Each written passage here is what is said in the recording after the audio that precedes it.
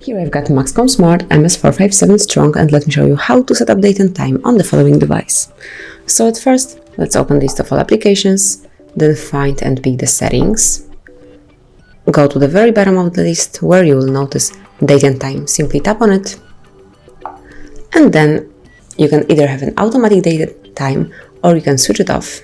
Just tap on the automatic date and time and then select off.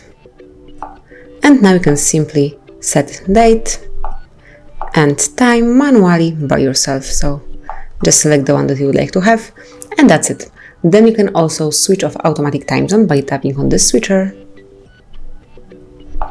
And now you can select the one that you would like to have. So as you can see, your phone has plenty of them.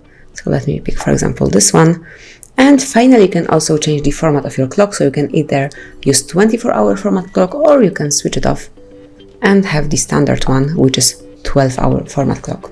So that's basically all. Then if you would like to go back to automatic settings, simply tap on this switcher to have automatic time zone and on automatic date and time to enable either network provided time or GPS provided time. I prefer network provided time, so I will pick the first tab, and that's all. So thank you for watching. Please subscribe our channel and leave the thumbs up.